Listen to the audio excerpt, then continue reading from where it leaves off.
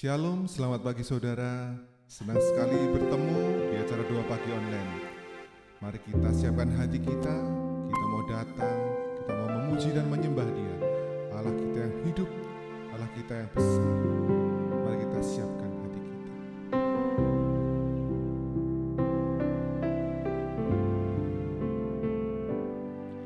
Engkau ada bersamaku di setiap musim hidupku. Tak pernah kau biarkan ku sendiri.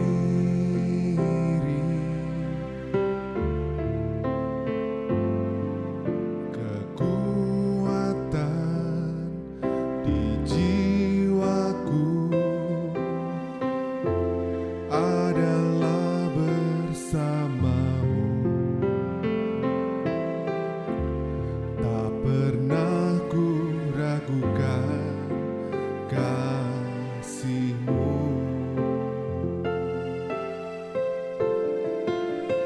Bersamamu Bapa,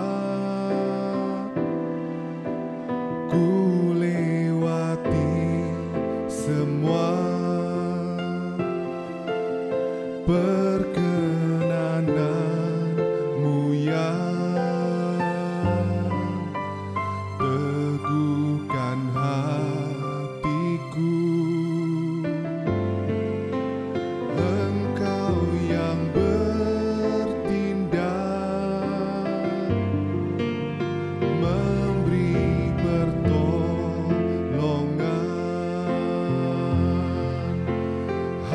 Anugerah-Mu besar melimpah bagiku. Katakan bersamamu Bapa. Engkau ada bersamaku di setiap musim hidupku. Tak pernah kau biarkan ku sendiri.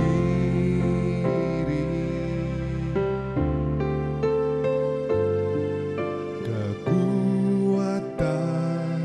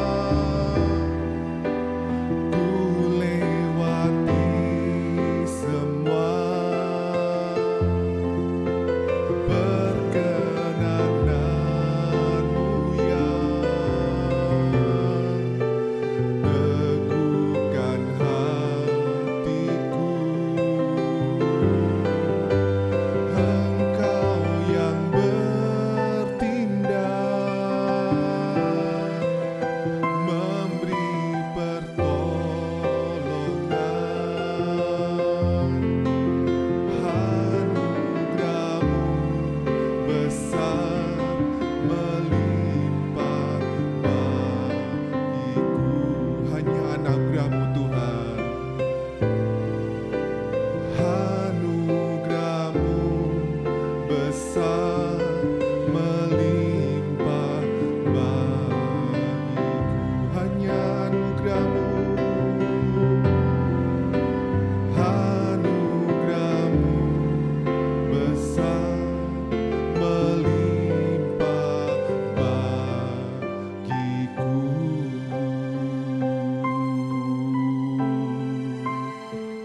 Hanya anugerah-Mu yang membawa kami lebih lagi dalam pelukan-Mu, dalam kasih setia-Mu yang menguatkan kami. Terima kasih Tuhan, Engkau Allah yang baik, Allah yang hidup. Oh, terima kasih atas perkenanan-Mu, atas pertolongan-Mu di dalam hidup kami. Oh Yesus, kami bersyukur, kami berterima kasih atas segalanya. Oh Tuhan,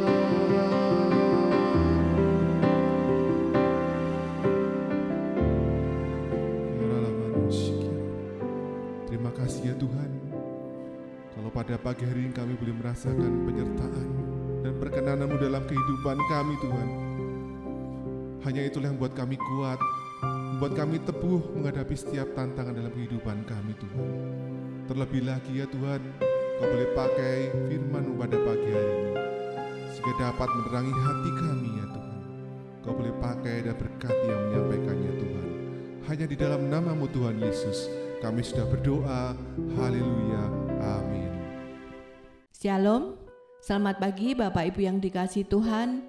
Mari pagi hari ini kita bersama-sama bersyukur kepada Tuhan dan kita mau meresponi setiap extraordinary favor yang Tuhan berikan di dalam kehidupan kita. Sebab extraordinary favor yang sejati hanya ada pada Tuhan. Contoh, Daud ketika melawan Goliat. Daud adalah seorang anak remaja yang masih sederhana, belum pernah berperang, dan dia harus melawan Goliat, seorang tentara yang tinggi besar dan gagah perkasa. Tetapi apa yang terjadi? Sekalipun Daud hanya membawa ketapel, sedangkan Goliat dengan perlengkapan senjata perang yang lengkap, pada akhirnya Daud bisa mengalahkan Goliat. Daud mengalami kemenangan atas Goliat sehingga Goliat harus mengalami kekalahan. Dia harus tumbang dan mati. Itu semua terjadi karena extraordinary favor yang Tuhan berikan kepada Daud. Bapak Ibu rindu mengalami extraordinary favor seperti yang dialami oleh Daud?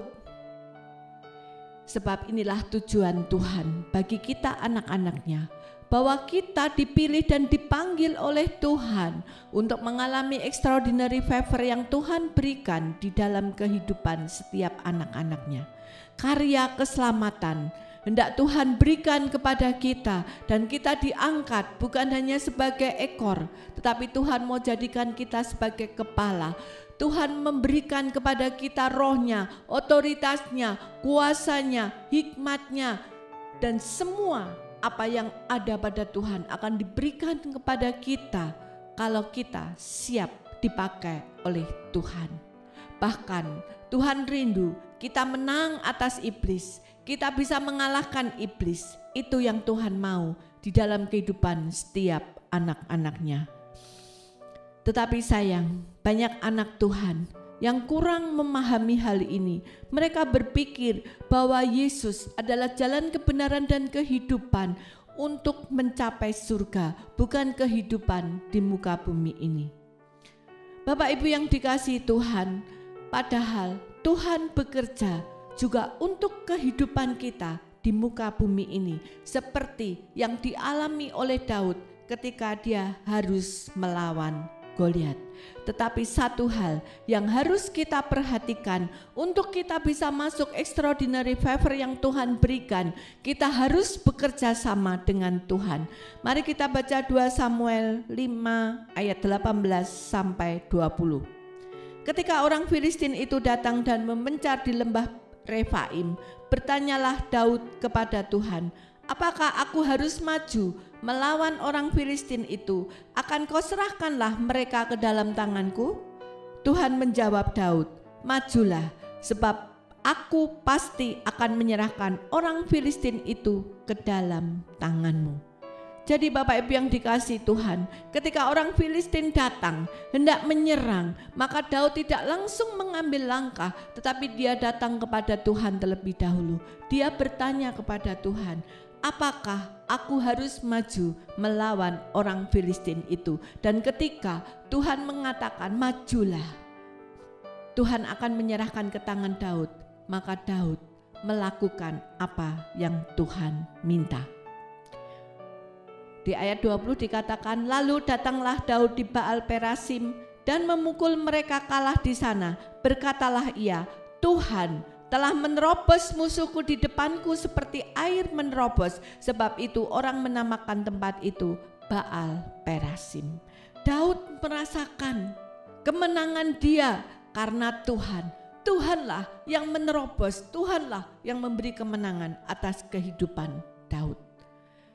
Dan di ayat 22 dikatakan, ketika orang Filistin maju sekali lagi dan memencar di lembah Refaim, maka bertanyalah Daud kepada Tuhan, dan ia menjawab, janganlah maju, tetapi buatlah gerakan lingkaran sampai ke belakang mereka, sehingga engkau dapat menyerang mereka dari jurusan pohon-pohon kertau.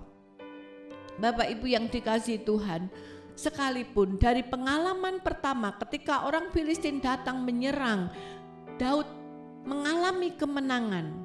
Tetapi ketika orang Filistin itu kembali datang lagi, Daud tidak berkata, orang Filistin, aku sanggup mengalahkannya. Tidak Bapak Ibu, tetapi Daud kembali lagi bertanya kepada Tuhan. Maka bertanyalah Daud kepada Tuhan. Dan apa jawaban daripada Tuhan? Janganlah maju, tetapi buatlah gerakan lingkaran sampai ke belakang mereka, sehingga engkau dapat menyerang mereka dari jurusan pohon-pohon kertau. Dari ayat-ayat ini kita bisa memahami Bapak Ibu, bahwa Tuhan itu punya strategi untuk membawa kita kepada kemenangan. Cara yang lama, cara yang pernah kita gunakan sehingga kita mengalami kemenangan belum tentu dipakai Tuhan untuk periode yang kedua. Tuhan bisa ganti strategi. Buktinya Tuhan katakan jangan maju, tapi buat lingkaran. Bapak Ibu yang dikasihi Tuhan, ketika Daud mengikuti kehendak Tuhan, maka Daud mengalami kemenangan bersama Tuhan, dan waktunya juga harus waktunya Tuhan, bukan kehendak kita sendiri. Di ayat 24 dikatakan, dan bila engkau mendengar bunyi derap langkah di puncak pohon-pohon kertau itu, maka haruslah engkau bertindak cepat, sebab pada waktu itu Tuhan telah keluar berperang di depanmu untuk memukul kalah tentara orang Filistin. Ayat 25, dan Daud berbuat demikian seperti yang diperintahkan Tuhan kepadanya, maka ia memukul kalah orang Filistin mulai dari Geba sampai dekat Geser. Dari ayat ini kita bisa memahami Bapak Ibu bahwa Daud itu melakukan itu sesuai dengan perintah Tuhan. Ketaatan Daud kepada Tuhan itu luar biasa. Itu yang membuat Daud senantiasa mengalami extraordinary favor dari Tuhan. Bagaimana dengan kita Bapak Ibu? Adakah kita memiliki ketaatan seperti Daud melakukan kehendak Tuhan? Kita ini adalah ladang investasi Tuhan. Saya katakan sebagai ladang investasi karena Tuhan memberikan rohnya, Tuhan memberikan karunia-karunia kepada kita, yaitu hikmatnya, pengetahuannya, rancangannya, semuanya, otoritasnya, bahkan itu juga Tuhan berikan kepada kita. Tuhan investasikan di dalam kehidupan kita supaya kita boleh menjadi manusia ilahi. Dan sebagai ladang investasi Tuhan, tentu Bapak Ibu, Tuhan merindukan kita mengalami keberhasilan.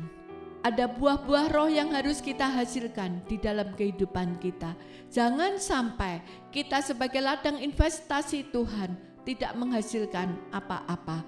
Jangan sampai kita menjadi pohon ara yang tidak berbuah. Kita baca Matius 21 ayat 19. Dan ketika melihat pohon ara di pinggir jalan, ia mendatanginya dan tidak mendapati apa-apa, kecuali daun-daun saja. Dan ia berkata kepada pohon itu, takkan pernah ada buah lagi daripadamu sampai selama-lamanya. Saat itu juga pohon ara itu dijadikan kering.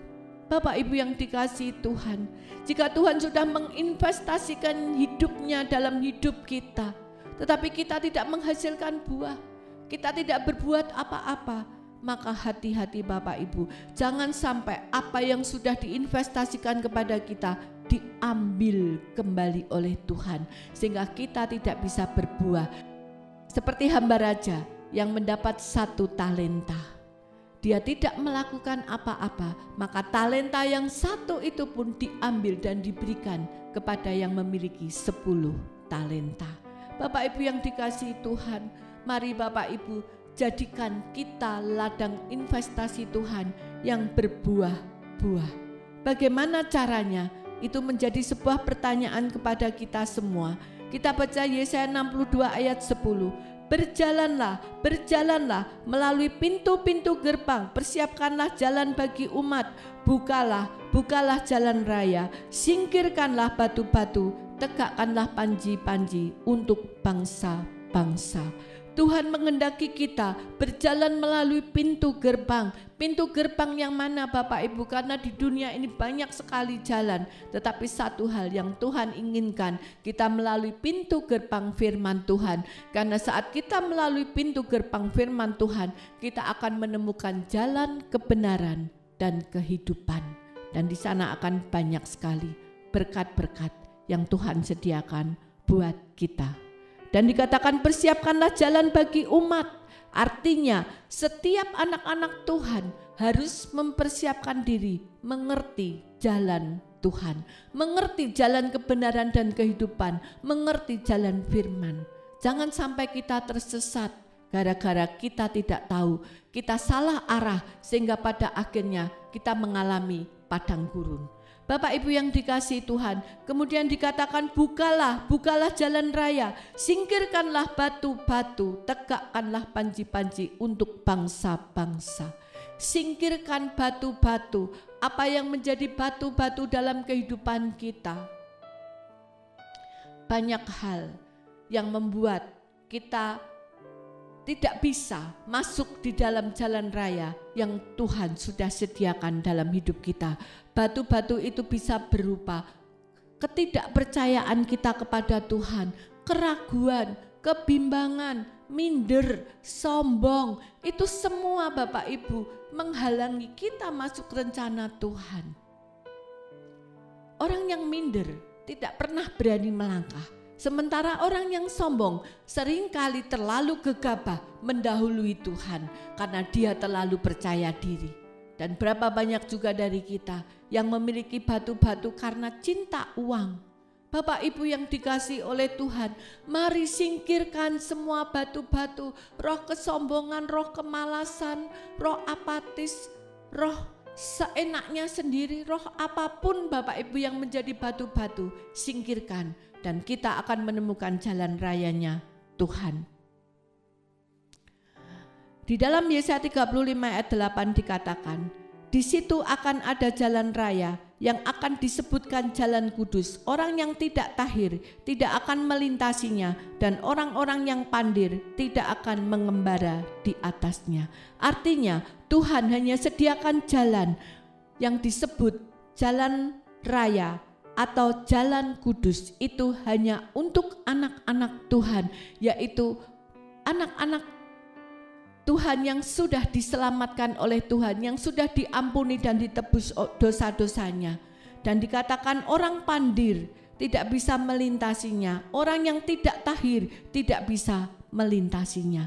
Bapak Ibu yang dikasihi Tuhan, orang yang belum menerima Yesus sebagai Tuhan dan Juru Selamat, dia belum tahir, maka dia tidak bisa melalui jalan kebenaran dan kehidupan. Dan orang yang pandir adalah orang yang selalu mengandalkan pikirannya sendiri, merasa dirinya pandir, Bapak Ibu. Nah, Bapak Ibu yang dikasihi oleh Tuhan,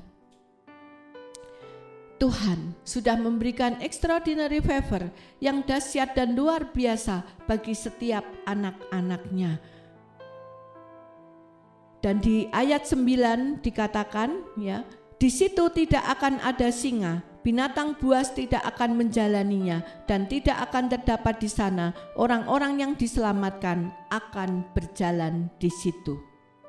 Di situ tidak ada singa, binatang buas. Ini adalah gambaran dari kuasa iblis.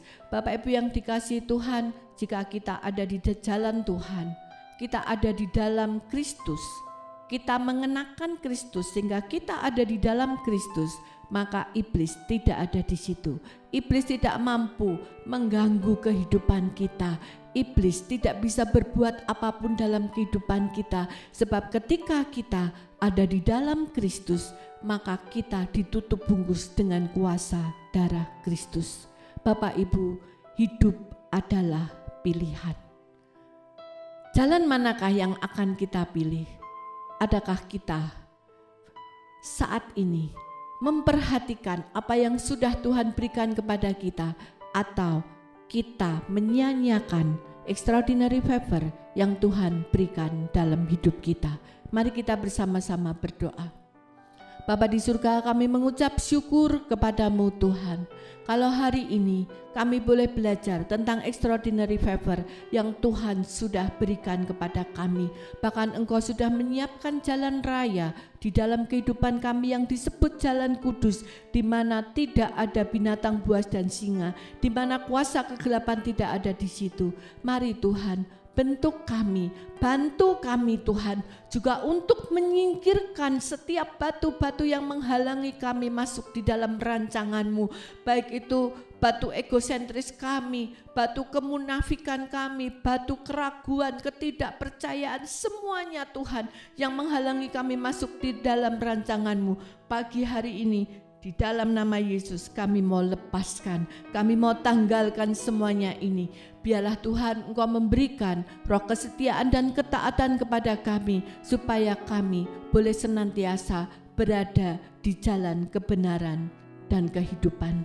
Kami senantiasa ada di jalan kekudusan, dan sebagai tempat di mana Engkau menginvestasikan hidup-Mu kepada kami Tuhan.